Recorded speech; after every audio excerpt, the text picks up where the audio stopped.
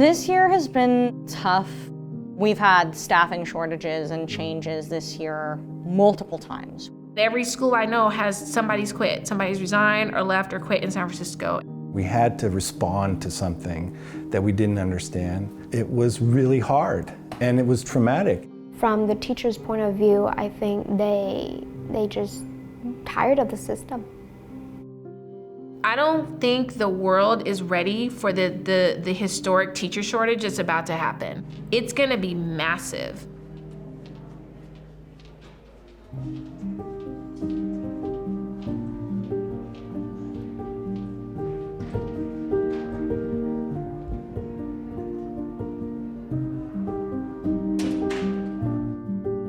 COVID was a mystery for us the whole time. When we were teaching at home, the kids were not required to put their screens on. So I would sit there teaching that first couple months and not really even know if anybody's paying attention. When the kids came back to the classroom, I was handed a box of 20 surgical masks, and there was a note saying, "This is for you and all your students." I have like 125 students. You know, how long is this going to last me? You didn't know whether you were going to be safe, really. And I would say as an older teacher, you know, I also was quite aware that many of my colleagues my age were not going back into the classroom. They were afraid to go back in the classroom.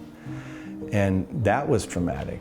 It makes you wonder whether you should be doing it too. I'll have a 6th grade advisory in August. I think what I'll do, if I can, is to teach through their 8th grade year and graduate with them. I don't know if I'll make it. It's been so hard. I worry about the young teachers who are working in a battlefield, really, and it shouldn't be a battlefield. It should be a learning space. Yeah. I really enjoy working until a lot of things that kind of set us back again. It started off with my paycheck in February of this year. I never get paid. Of course, this affects my entire life. I'm trying to keep myself alive here in San Francisco. Yeah, it's not easy. It's sad that I just got my credential.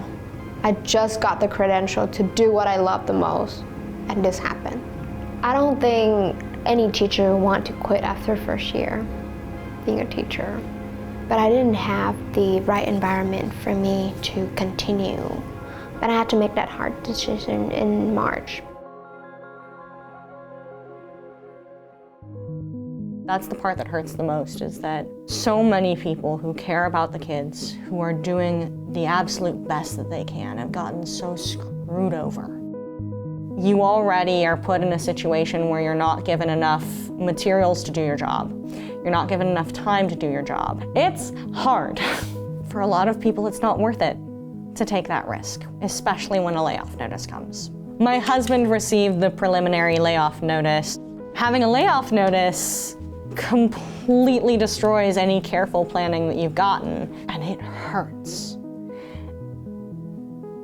And at a certain point,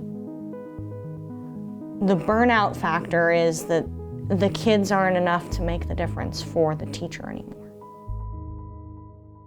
When we hear all this sort of political stuff, like our jobs have been so politicized, or just generally calling us lazy and bashing us, like that's not helpful. And I think people are like, oh, you know, they're not paying attention. You know, people hear that and people just can't take it. I don't think people understand. I say, I don't want to start crying because I have my own breakdown. Like I had my own meltdown like last week, and then I was talking to people and they're like, I thought I was the only one. It's like, no, you weren't. You know, like it's so hard right now. And it's just, I'm going on faith, because if you ask me like yes or no, do I want to keep teaching right now? My answer would be no. But I'm just going on like, this will pass and I'll be good next year. But right now, like my friend said, I have no joy. I have no motivation. I'm just going through the motions and hoping that the joy will come back. So many people like that. Seeing teachers resign in record numbers is not all that surprising to me right now, given how hard distance learning was. And coming back into in-person learning has been equally as hard because our students suffered. We have had a total of around 450 classroom vacancies for the upcoming school year. We have currently filled 75% of those. We are now down to 116 open classroom positions. Our goal is 100% staffed. I feel like based on the number of teachers we're able to hire right now that we're going to get there. I think it's important for all of us to remember that we all went through the pandemic. There wasn't a handbook to get school districts through a pandemic. If the community can remember the human side of education and how we've all learned and grown through this.